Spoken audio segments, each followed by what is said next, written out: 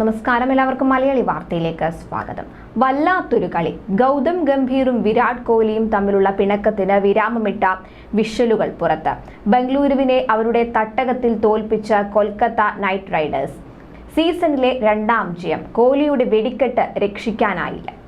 വിരാട് കോഹ്ലിയും പഴയ ഇന്ത്യൻ താരം ഗൗതം ഗംഭീറും കഴിഞ്ഞ IPL സീസണിൽ പരസ്പരം ഏറ്റുമുട്ടിയത് വലിയ ചർച്ചയായിരുന്നു.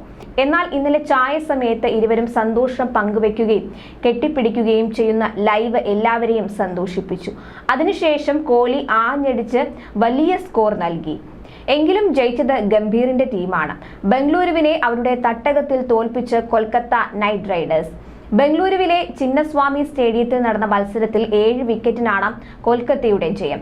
ബംഗളൂരു ഉയർത്തിയ 183 റൺസ് വിജയലക്ഷ്യത്തിലേക്ക് ബാറ്റ് ഏന്തിയ കൊൽക്കത്ത 3 ഓവറും 1 പന്തും ബാക്കി നിൽക്കെ 3 വിക്കറ്റ് നഷ്ടത്തിൽ 186 റൺസ് എടുത്ത് മറികടന്നു. വെങ്കിടേഷ് അയ്യരുടെ അർദ്ധ സെഞ്ചുറിയും ഓപ്പണർമാരായ ഫിലിപ്പ് സാൾട്ടിന്റെയും സുനിൽ നരൈന്റെയും കൂറ്റനടികളാണ് കൊൽക്കത്തയ്ക്ക് ജയം സാധ്യമാക്കിയത്. ക്യാപ്റ്റൻ ശ്രേയസ് അയ്യരും മികച്ച പ്രകടനം നടത്തി. ഓപ്പണർമാരായ ഫിലിപ്പ് സാൾട്ടും സുനിൽ നരൈനും പവർ പ്ലേയിൽ തന്നെ 85 റൺസാണ് അടിച്ചെടുത്തത്.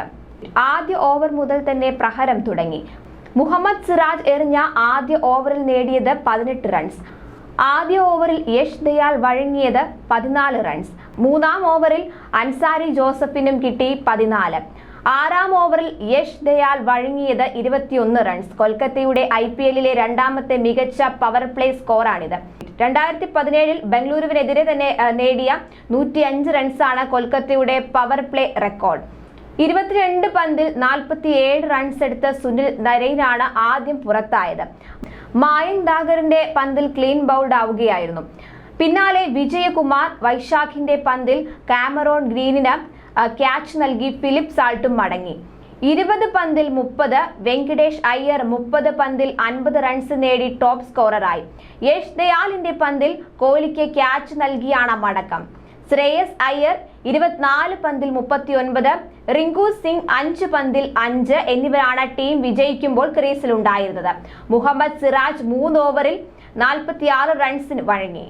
നേരത്തെ ടോസ് നഷ്ടപ്പെട്ട് ബാറ്റിംഗിനിറങ്ങിയ ബംഗളൂരു നിശ്ചിത ഓവറിൽ 6 വിക്കറ്റ് നഷ്ടത്തിൽ 182 റൺസ് നേടി. തുടർച്ചയായ രണ്ടാം മത്സരത്തിലും വിരാട് കോഹ്ലിയുടെ ചിറകിലേറിയാണ് ബംഗളൂരു ഭേദപ്പെട്ട സ്കോർ കണ്ടെത്തിയത്.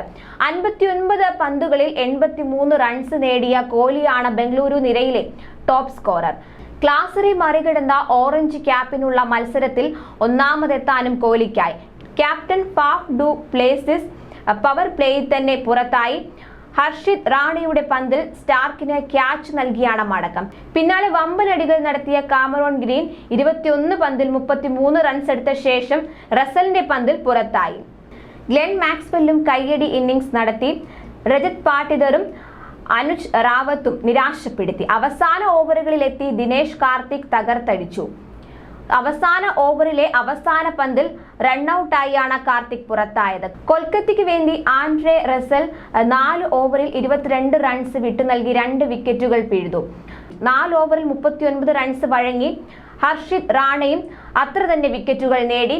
പർപ്പിൾ ക്യാപ്പിനായുള്ള മത്സരത്തിൽ 5 വിക്കറ്റുകളോടെ ഹർഷിത് മുസ്താഫിസുറിന് താഴെ രണ്ടാമതെത്തി. സുനിൽ നരൈനാണ് 1 വിക്കറ്റ്.